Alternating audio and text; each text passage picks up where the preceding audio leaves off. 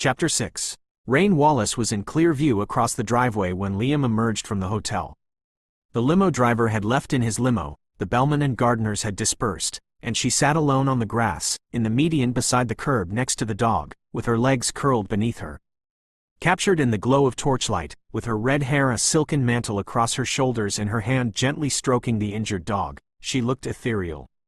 She looked up as Liam neared, searching his face for a clue as to what he'd accomplished. "Help is on the way," he promised, crouching on his heels beside her and fighting the strong urge to place his arm around her and assure her. His urge to touch her was so strong that he clenched his fists and instead asked, "How's the patient?" She shifted her attention to the dog as she answered, her fingers gently stroking the animal's shoulder. "His breathing seems a little stronger and more regular. I can't feel any broken bones, and his cuts aren't deep, but he may be hemorrhaging internally. He started to come around a few minutes ago, or at least I thought he did." She fell silent, and Liam said nothing more because he was listening for a particular sound. He heard it very soon, a siren growing louder and louder. Rain didn't notice the siren because she felt a slight twitch of muscles beneath her fingertips, and suddenly Eric opened his eyes. "There you are," she said joyously. "Stay quiet," she warned quickly, pressing him down with both hands when he made a feeble effort to roll onto his stomach. "Help is on the way," she promised him. Without looking up, she asked Liam, "What sort of help is coming?" Her question was almost drowned out by the vehicles roaring up the driveway and screeching to a halt in front of the hotel. "That sort of help," Liam replied, standing up. Rain leaned forward and looked around his legs. Then she looked up at him in disbelief and unabashed admiration. "You called an ambulance?" She would have said more, but Liam was already striding off toward the ambulance, and the dazed dog was getting agitated, thrashing around in a feeble effort to roll to his feet. Soothing Eric with her voice and hands, she watched two men jump out of the ambulance while a dark red car came racing up the driveway and lurched to a stop behind them. The car was still rocking when the driver flung open his door and got out, carrying a large first aid bag. He was a physician, Rain knew at once, but her delight was doused by her fear that the doctor and ambulance drivers would all get back in their vehicles and leave as soon as Liam told them who their patient really was. Tensely, she watched Liam gesture toward the dog she was holding down. Rain held her breath. The doctor turned and started walking toward her. The ambulance drivers rushed to the back of their van and pulled out a stretcher. When the doctor didn't seem or look surprised at the sight of the dog, Rain knew he already knew who his patient was. Amazement and optimism soared through her, and she whispered to the dog, "I think we're in very good hands, Eric." She was positive of it when the physician crouched down beside her, looked at the nervous, wary dog and opened his first aid bag. "Our local vet is on vacation, but I phoned a veterinarian friend of mine in town before I left, and I brought along some things he recommended. Now then," he said calmly, "dogs usually like me. Let's hope this one does, too, because I don't want to sedate him just yet. Head injuries," he continued as he slowly reached out toward the dog, "can be." A low, throaty snarl began in the dog's throat and his lips curled back over white fangs. The physician yanked his hand back and laughed awkwardly as he noticed the others were watching him. "Wounded animals often attack anyone who comes too close," he informed Rain and the others. Then he reached toward the dog again, this time cautiously, inches at a time. "But this fellow is willing to let you touch him, so he ought to let me do it. He's actually a little afraid of me, and all that snarling is really just a bluff." "No, I don't think it." Rain's warning was drowned out by the physician's yelp of pain as the dog attacked him. Poem. "With every beat of my heart, a song starts, a tune of love, so deep, so pure, so true. In each pulse, a piece of you imparts, a gentle rhythm that belongs to you. In quiet nights beneath the shining stars, each heartbeat whispers softly of your name. A love so strong, it heals my deepest scars, a flame that burns with a steady flame. Each throb reminds me of your sweet embrace, your laughter, like a gentle, soothing rain. With every beat, I see your loving face, a love that flows through every single vein. Through storms and shadows, doubts and darkest fears, my heart beats strong, unwavering, sincere. For in its rhythm, love's message appears, your love, my dear, is all I hold dear. With every beat, I vow to stay with you, to hold you close and never drift apart. For all my life, my love will remain true, with every beat of my heart." As days turn into nights and years go by, this love we share will only grow and shine. For every beat, each whisper, every sigh, is proof of love that's endlessly divine. Together, we will face whatever comes, with hearts in sync, our journey has its start. Forever bound, as one, we shall become, with every beat of my heart. Chapter 7. I think the dog is going to be fine, the physician told Rain and Liam as he looked around for his first aid bag. The ambulance drivers had left earlier, after settling the dog on the floor near the coffee table in the main room of Rain's suite.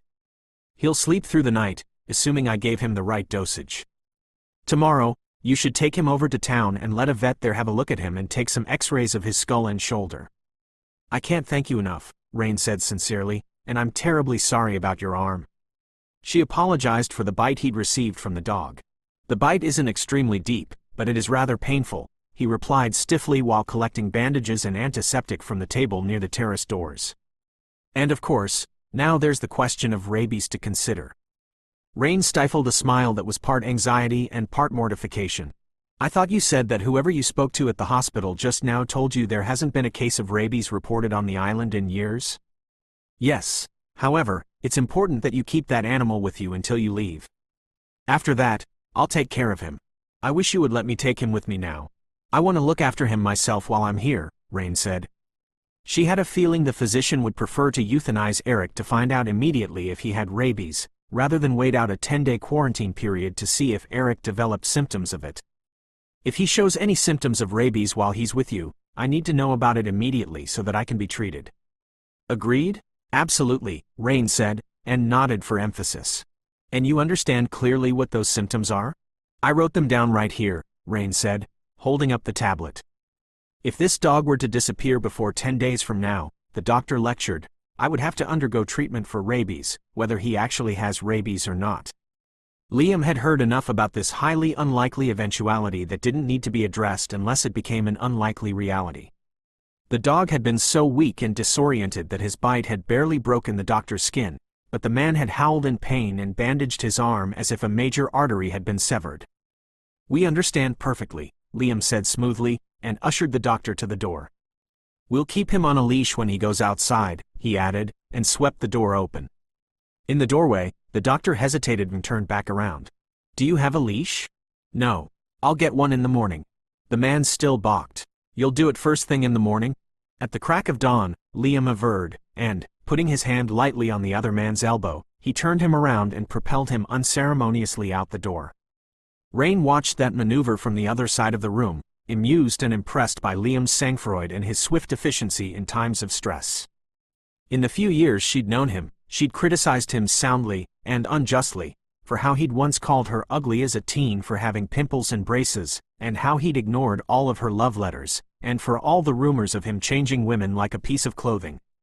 But in less than 24 hours of being in his presence and involving him in a dramatic canine rescue effort, she was starting to regard him as a friend and ally rather than as an enemy who was out to harm or murder her like his other rumored girlfriends. Rain's cordial feelings for him were evident in her warm smile as she said, I still owe you dinner. I could call room service and we could eat out on the terrace if you like.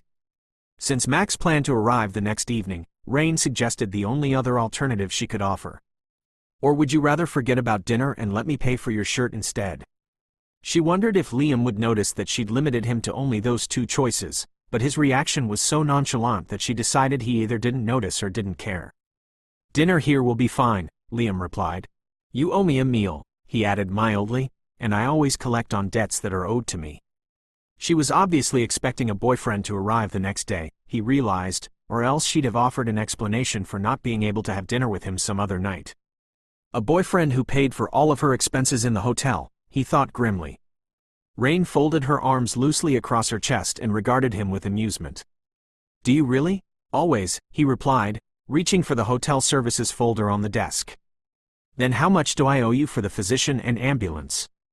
Nothing, Liam said, flipping to the room service section of the handbook. Didn't you offer them money so that they'd agree to come out here and treat a dog? He shrugged nonchalantly. I just sweet-talked them. I see, Rain replied, pretending she believed his story. And is that why they got here so fast, too? I mean, they were here less than 10 minutes after you walked into the lobby. Liam glanced at her from the corner of his eye. She was watching him with a knowing little smile, and he had a sudden, impossibly premature impulse to wrap her in his arms and cover that tantalizing mouth with his. That thought made a smile tug at the corner of his own lips as he shrugged again and said, "They got here quickly because it's a very small island. And also because you are the infamous Liam Thompson," she remarked with a smile, understanding he'd used his connections to help her tonight. It was no surprise that the ambulance would answer to him. After all, he was Liam Thompson, a famous ex-soldier who'd modeled once with his picture on a billboard for almost a year, and then a successful CEO of Thompson's Corporation. Trying to ignore the impulse to laugh, Liam focused on the menu. "What would you like for dinner?" Rain named the same delicious meal she'd ordered the night before.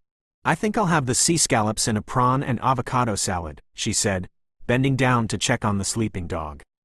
"Would you like me to phone room service?" he asked. "Yes, please," Rain said over her shoulder. "Order anything and everything you like," she joked, imagining the enormous tip he must have given to entice the ambulance drivers and a physician to race at top speed to the rescue of an injured stray dog. Eric's nose felt warm to her touch, and his breathing was shallow and a little fast, but the physician had told her to expect this. Behind her, she heard Liam pick up the telephone receiver, but a moment later he put it back in the cradle with a sharp clack. Puzzled, Rain glanced over her shoulder and saw him standing beside the phone, holding a piece of paper in his hand, his dark brows drawn into a scowl. A sheet of paper, her paper. Her sheet of paper with the note she'd written to help Max identify him if she disappeared. "I can explain," she said, surging to her feet and walking over to him. "I'm dying to hear it," he said coolly, handing the note to her in angry disbelief. She must have thought him a murderer who killed most of his women once he got bored with them, like the rumors spread by his bastard stepbrother. She didn't even trust him enough to go out without leaving a paper behind to ensure her safety. Rain reacted to the chill in his tone with an intensity that startled her. She didn't want to insult him or make him think badly of her, not now, not when she was so grateful to him and liked him so much, as a friend, of course. He hadn't sounded this curt and unfriendly when she blamed him for the michelada and dumped it on his shirt. Trying to think of the least offensive explanation she could give him, she reread what she'd written on the note. "I've gone out to dinner with Liam Thompson. I met him this afternoon in the Stone Bar when I spilled a michelada on his shirt. The waiter can confirm that if I don't return." Stalling for time, she laid the offensive note back on the desk. "Tonight," she began haltingly, "when I wasn't sure what I should wear to dinner, I decided to call you and ask where we were going." She paused, nervously rubbing her palms against the sides of her pants. "Go on," he said brusquely. "But when I phoned the hotel operator and asked him to ring your room, he said you weren't staying here. That made me, well, uneasy. Possibilities started to occur to me that I hadn't considered earlier when I believed you were a guest here and agreed to have dinner with you." "What possibilities?" he demanded. Rain wanted to be evasive, but that was impossible with his rapier dark gaze pinning hers. "There were certain things about you that made me think you might be a," she almost choked on the word, "murderer." His scowl deepened. "A what? Please, just try to look at it from my perspective. 2 of your girlfriends were murdered in the same year you started dating them. They all died on the night you took them out for dinner, or so I've heard. And now you were hanging around a very expensive hotel that you're not staying at. You're outrageously handsome, you're incredibly smooth, you're totally charming, and you're a Casanova from what I've known. Within 2 or 3 minutes of meeting, when we were never friends before, you asked me to take you to dinner."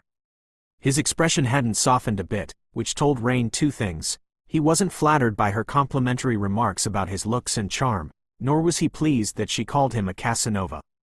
He was waiting for an explanation as to why she'd instructed whoever read the note to confirm with the waiter when they weren't strangers to each other.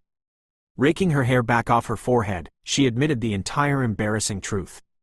"I was upset at the possibility that I'd been tricked into having dinner with a woman murderer, but then I realized you could be a lot worse than that. I can't think of anything more repulsive than being a woman murderer." "No, but you could have been worse than repulsive. Remember, you didn't like me nor my brother in the past, and suddenly now you want me to take you to dinner, so I was afraid you had another motive for doing that." Rain trailed off, feeling like a colossal idiot. "So you left a note for someone to find in case you disappeared?" Rain nodded miserably. "Because you wanted to be sure I wouldn't get away with your murder?" Rain was so mortified and so annoyed with herself that she missed the thread of amusement in his deep voice. Unable to hold his gaze, she looked toward Eric. It didn't seem quite so idiotic then as it does now. For the third time in a few minutes, Liam had to fight down the impulse to haul her into his arms. To distract himself, he turned away and picked up the telephone. Startled by his abrupt move, Rain said, "Who are you calling?" "Room service," he said mildly. "For a moment I thought you were about to call your men," Rain said apologetically with an awkward smile. "Carry on with the order, Mr. Thompson." Liam shook his head and carried on with his call. Rain Wallace, he realized in amusement, was the first straightforward woman he'd ever been around who didn't hide her thoughts. And he liked that about her. He liked her, he decided. He was still grinning when the room service operator answered his call. Chapter 8. Leaving Liam to deal with room service, Rain went into the suite's luxurious bathroom, dressing room to clean up. Twisting around in front of the full-length mirrors that lined one wall, she brushed at the bits of grass and dirt stuck to the back of her pants, but there was a damp stain on one side that was very noticeable. Conscious of the passage of time, she walked over to the closet and considered her choices. Mia had helped her pack because the night before Rain was to leave for Maranta, she'd gotten one of the fierce headaches that had been plaguing her since her father's death.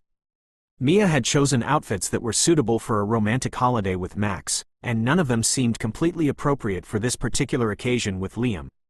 Rain decided on a pair of light pink silk lounging pants paired with a delicate pink silk camisole with a straight neckline and narrow spaghetti straps that tied into bows on her shoulders. The outfit seemed a little too softly feminine to suit dining alone in a hotel room with a man who wasn't her partner, but it covered everything except her arms, and the neckline was perfectly modest, so it seemed like the best selection among the clothes she had with her. She changed quickly and slipped on a pair of room slippers.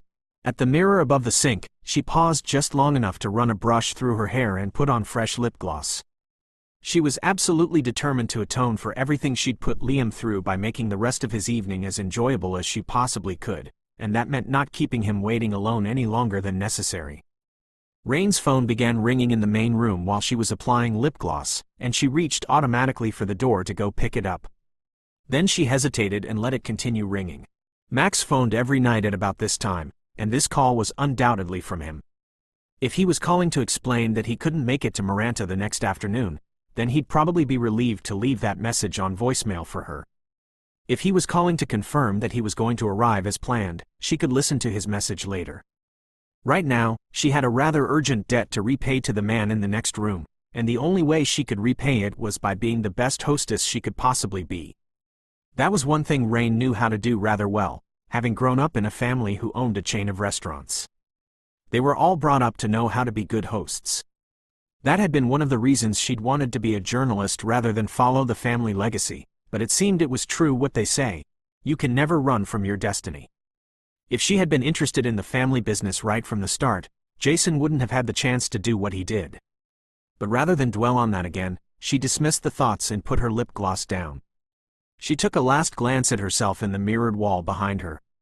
Then she turned off the lights and left the room. She expected to find Liam outside on the terrace enjoying the warm, moonlit night. Instead, she found him standing next to the sleeping dog, hands in his pockets, with an amused smile on his face. She paused in the doorway, curious about what he was thinking. Then she noticed something else. He looked just as neat and well-dressed as when he had arrived at the hotel that evening.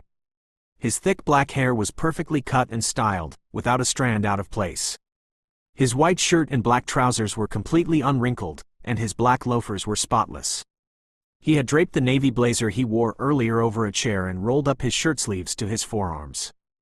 Apart from these small changes, he didn't look like someone who had just helped load and unload a large, unconscious dog from a stretcher.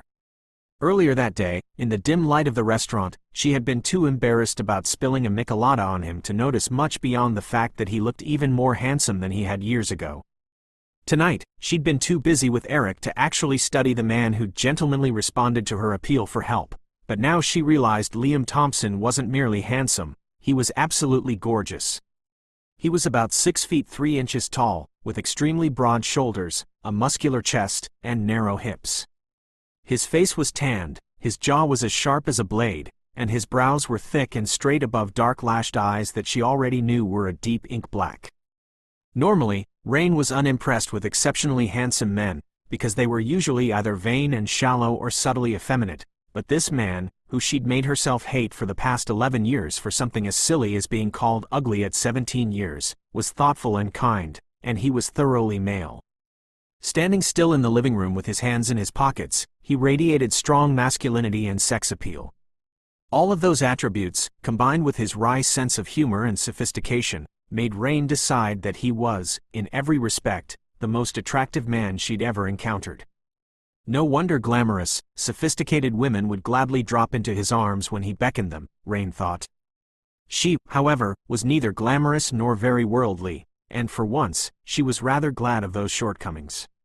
He wouldn't be tempted to turn the full force of his charm and good looks on someone like her. The evening had already been nerve-wracking enough without having to fend off advances from such an attractive man. Realizing she'd been staring at him for far too long, Rain stepped forward and announced her presence by saying the first thing that came to mind. "I'm sorry I took so long." He turned at the sound of her voice. But instead of replying, he looked her over slowly from head to toe with a smile of frank masculine appreciation that was so flattering and unnerving to Rain that she had to concentrate on walking without tripping over her own feet. As his gaze traveled back up to her head, she braced for a suggestive compliment. "Your curls are all tamed down tonight," he observed mildly. Rain's nervous misgivings evaporated in a relieved laugh. "I tortured them into submission with a flat iron and blow-dryer," she said, stopping beside him. "How's the patient doing?" she asked, bending down to lightly scratch behind Eric's ears. Her fingertips encountered a light dusting of a powdery substance that hadn't been on him before, and she noticed more of it on the white carpet around where he lay. Rain glanced uncertainly over her shoulder and held up her powdery fingertips. "Do you know what this is?" "Flea powder. I had housekeeping bring some in while you were changing clothes." "Why do you think he has fleas?" "Because they were dragging him toward the door while I watched," he said dryly, as he grasped her arm, urging her up. "I'd stand back until that stuff does the job or you'll be awake all night scratching behind your own ears." Surprised and touched to discover he'd gallantly taken care of yet another problem for her, Rain straightened and looked searchingly at his handsome, tanned face. She'd been uneasy about him simply because he was outrageously good-looking, and she had an impossible impulse to tell him that, and then to apologize for it. Instead, she said with soft sincerity, "You're very sweet." Liam's reaction was more sexual than sweet, yet as he gazed into her luminous green eyes, he found himself wondering if there was truth to the saying that the eyes were the windows to the soul. His attention shifted almost immediately to her full lips, but just as he started to act on his impulse to kiss her, the silence was suddenly shattered by musicians down at the beach. Rain stepped back immediately, smiled, and tipped her head in the direction of the music coming in through the open terrace doors. "I love this kind of music. Did you arrange for that too, when you got the flea powder?" she joked. Her recovery was so smooth that Liam would have actually believed she hadn't realized what was about to happen between them a moment before, except that her fair skin couldn't hide the telltale pink on her high cheekbones. Her pretense struck him as entertaining but unnecessary. They were both adults, they were obviously attracted to each other, therefore, they were likely to end up in that inviting king-size bed in the alcove later on. Liam saw no reason for either of them to pretend otherwise. "If I'd arranged for that music," he assured her wryly, "I'd have told them I prefer a much slower tempo, at first." Rain's eyes widened at the double entendre she perceived in his remark. Earlier, she had accused him of being a fast worker, but even if he was, surely he couldn't intend to seamlessly transition from discussing fleas to an aborted kiss to a blatant sexual implication without pausing in between. Or could he? Rain decided her imagination was running wild and reminded herself that her goal tonight was to be a good hostess. "Let me fix you something to drink," she said with a quick smile as she turned toward the suite's well-stocked bar. "What would you like?" "Wine if you have ice. Otherwise, whiskey." "I'm sure we have ice," she assured him, lifting the lid of the ice bucket to confirm. "The staff here takes care of everything. They even provide chilled towels at the beach." From the refrigerator, she retrieved a miniature bottle of wine, some whiskey, and a fresh lime. "You had a phone call while you were changing clothes," Liam mentioned. Rain shot an accusatory glance at her phone on the desk and proceeded to open the bottle of wine. "I know, I'll call back later. When are you expecting him to arrive?" Chapter 9. When are you expecting him to arrive? His casual, conversational tone was as startling to Rain as his quick conclusion that she was expecting a man, but somehow she managed to glance over her shoulder, smile, and answer his question as casually as he'd asked it. "Tomorrow evening, probably." As she added ice to his glass, she waited for Liam to comment, and when he didn't, she felt compelled to fill the awkward silence with added information about a boyfriend she didn't really want to discuss with him in the first place. "He's been trying to pursue some company to partner with them for the past few weeks. He flew down here with me 5 days ago, but his assistant called him and told him the company changed their minds again, and so he had to turn around and fly right back home. He thought the pursuing would be over quickly, but it's been dragging on and on." As Rain finished speaking, she realized the additional remarks about Max were probably a good idea. She'd not only confirmed to Liam that she had a boyfriend, she'd provided enough additional facts about him to bring him into sharp focus right there in the room, where he would now be a barrier between Liam and her. If Liam's earlier comment about the tempo he preferred had actually been a sexual reference, Rain knew there would be no more of those to deal with now. He wouldn't try to kiss her again, either, so she wouldn't be foolishly tempted to let him.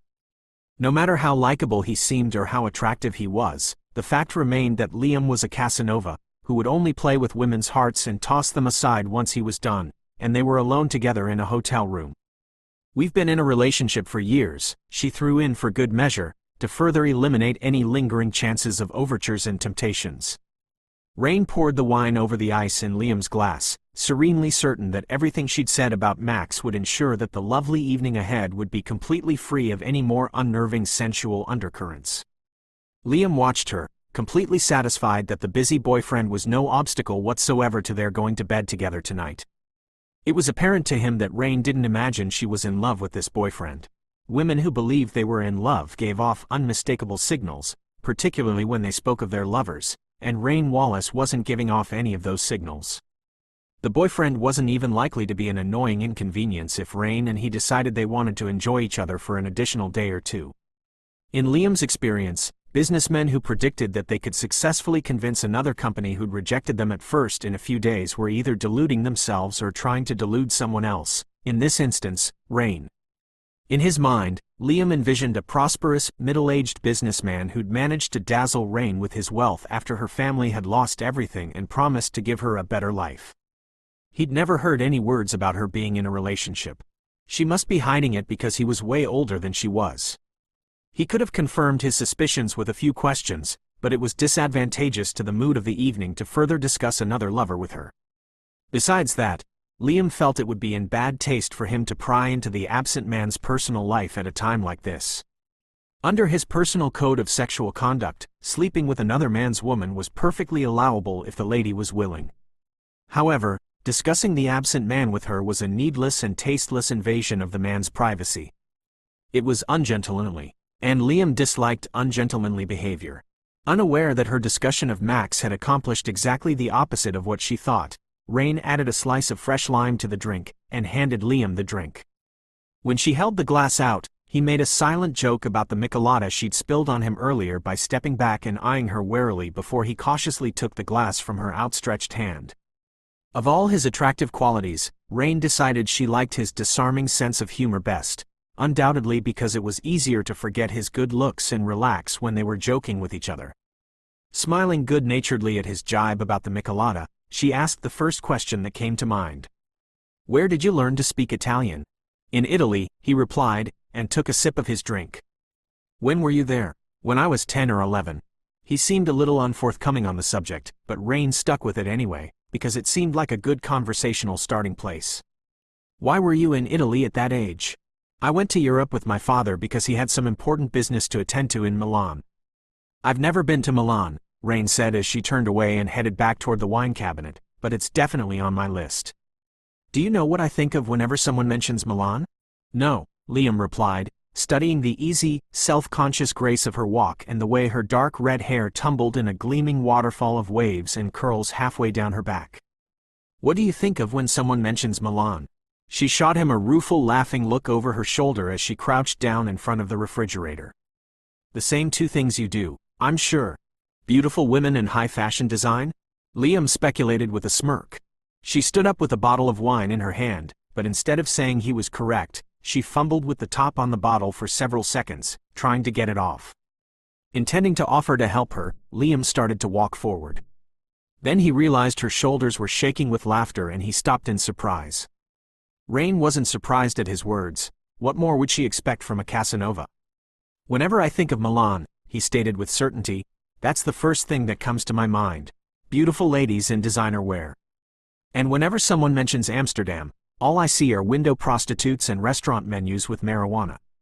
She laughed harder and shook her head vigorously from side to side, causing her hair to shift across her ivory shoulders like a wavy crimson curtain. "That is not what most people think of," she managed unsteadily after she finally got the top off the wine and poured some of the sparkling liquid into her glass. "What else is there to think of?" he asked, curiously. She turned fully toward him then, her face alight with laughter. "Street performers in ball gowns and gelato," she informed him, picking up her glass and crossing the room to him. "Everyone thinks of gelato when they think of Milan." "Not everyone, obviously," Liam pointed out. "Apparently not," she agreed, but then said, "I'd be surprised if you went to Milan and didn't notice the women." "Why? Because I am a man with a large appetite for women? What do you call that again? Oh, a Casanova, right?" He raised an amused brow as he noticed the color that surged to her cheekbones at his words. He already knew what she thought about him, a Casanova, and he had no intentions of denying that. He liked his women and loved to make them happy, but at this moment, he wasn't thinking about them but the blushing redhead in front of him. To stop him from talking about his flings in Milan further, Rain held up her hand and laughingly put an end to the subject. "Do not say another word about Milan, or the women there. Besides," she added as someone knocked on the door, "our dinner is here." Liam noticed the relief in her voice and understood that she had genuinely felt uncomfortable discussing sex and women with him. This didn't surprise him much, as he had already observed how reserved she was for an adult woman. Over the next few minutes, he observed her directing the waiters and overseeing the placement of the elaborate meals on the terrace table, handling it all with the ease of someone accustomed to managing such tasks in upscale restaurants. Less than 2 hours ago, she'd knelt beside an injured stray dog and looked at him with tears of pleading in her eyes, and a few minutes after that, he'd found her sitting on a curb next to a busy driveway, serenely unconcerned with her image, or her clothes, or the reactions of the other hotel guests. She genuinely liked him, and she wasn't trying to hide that. And yet, he had the feeling he made her nervous. She was vividly, almost exotically, lovely. But when he'd admired the way she looked in those flowing pink silk pants and a little white top held up by gossamer strings tied into bows at her shoulders, she'd seemed so self-conscious that he'd remarked on her hair, instead. A few minutes ago, they'd been on the verge of a kiss. But when the music interrupted, she backed away and tried to pretend nothing had happened. In view of all that, Liam began to wonder if he'd been wrong about her feelings for her boyfriend. Perhaps the reason she'd stayed with him for years was that she was emotionally committed to him, or at least determined not to stray. Liam fervently hoped neither was true, because she was attracted to him, he could tell, and he was very much attracted to her. In fact, he was extremely attracted to her, he admitted to himself as he watched the waiters depart. Behind him from the terrace, she said lightly, "Dinner is served." Liam turned and saw her standing in candlelight beside the table, the island breeze ruffling her fiery mantle of red hair around her shoulders. Wildly attracted. Chapter 10. As he neared the table, she reached up and brushed a wayward strand of hair off her soft cheek. He watched the unconsciously feminine gesture as if he'd never seen hundreds of other women do it before. "Please sit down," she said graciously when he started around the table to pull out her chair for her. "You've already had to wait too long for this meal." Rain's earlier nervousness had vanished. She was on familiar territory now, standing beside an elegant, candlelit table and hovering near a special guest whom she wanted to make feel important this evening to pay back a debt. It was a role she could play to perfection. She'd learned from her father before he passed away. But he was never again going to see her play this role to perfection like he'd always wanted her to. Blinking back a sudden sheen of moisture in her eyes, Rain reached for the open wine bottle on a small table beside her. "May I pour you some wine?" she asked, smiling at his face through a blur of tears that blinded her to his sudden grin. "That depends on where you're planning to pour it, and how good your aim is." Rain's emotions veered abruptly from anguish to laughter. "I have excellent aim," she assured him, leaning toward his glass. "I don't think so." Your aim was terrible with the Michelada, Liam pointed out. To Liam's dismay, she retaliated by smiling straight into his eyes while she poured just the right amount of red wine into his glass. Actually, she informed him, I hit exactly what I was aiming for that time, too. Before Liam could be sure whether she was serious, she turned away. He studied her closely as she slid into the chair across from his, her expression serenely calm. Are you implying that you intended to douse me with that Michelada? He asked, surprised. You know what they say about temperamental redheads? Rain replied as she unfolded her napkin. Then she leaned forward and looked at him as if a horrifying, but amusing, possibility had just occurred to her. Surely you don't think I wasn't aiming for you earlier today? Liam was dumbfounded to think she'd actually thrown a drink at him in a fit of childish, uncontrolled pique. He didn't want to believe he was wrong about her, and he didn't want to consider why it was becoming important to him that this one woman be all the things she seemed. With deceptive nonchalance, he said, Did you really do it on purpose? Do you promise not to be angry? He smiled good-naturedly. No. A startled giggle nearly escaped Rain at the vast contrast between his agreeable expression and his negative reply. Then, will you promise never to bring the subject up again if I tell you the truth? Another lazy smile accompanied his answer. No. Rain bit her lip to keep from laughing. At least you're honest and direct, in a misleading sort of way. Needing to avert her gaze from his, she picked up a basket of crusty rolls from the center of the table and offered it to him. Are you being honest and direct? He asked with a smile, taking a roll from the basket. Despite his friendly attitude, Rain had an odd feeling of something more beneath the surface. She knew he was playing a game with her, like cat and mouse, and he was a master at it. But she sensed he wasn't really enjoying it. Her goal was to repay his kindness by making the evening pleasant for him, so she decided to end the pretense. Looking him in the eyes, she said sincerely, I didn't spill the drink on purpose. I only pretended I did to get back at you for teasing me about the Michelada. Liam heard her words, but the softness in her green eyes and the expression on her lovely face interfered with the pathways to his brain. He decided it didn't matter if she'd done it on purpose. Then he realized she hadn't, and that mattered much more than he thought it should. Though he despised her brother so much that he had wanted to crush Rain in the past because of Jason's constant bullying at camp, he realized he'd made a terrible mistake by not acknowledging her little crush on him back then. If he'd let her continue to crush on him without calling her ugly indirectly in one of his letters, would she still like him so much now? She had grown into a beautiful and unpredictable woman with a quirky sense of humor, a captivating smile, and a fierce love for injured stray dogs. In short, she was everything he admired in a woman. Liam picked up his butter knife. Where are you living now? He asked casually, though he was really curious because he had heard that the Wallace's main mansion in Mirage Mesa had been sold by Jason. Zen, she replied with a smile. He looked up sharply, his disbelief evident, so Rain felt the need to clarify. I moved back to Zen a year ago, she repeated. I was born there and went to school there. What about you? Where are you originally from, and where do you stay now? Zen. Liam managed to hide his distaste for her answer, but he was now on guard. I've never lived anywhere long enough to call it home, he said, giving her the vague answer that usually satisfied anyone who asked. He knew people typically asked just to make conversation. But unfortunately, Rain Wallace wasn't like most people. What places did you live in before you were taken to the military, but not long enough to actually be from any of them? Various places in the country, Liam replied, intending to immediately change the subject. Where do you live now? She asked, before he could. Wherever my work takes me. I have apartments in several countries.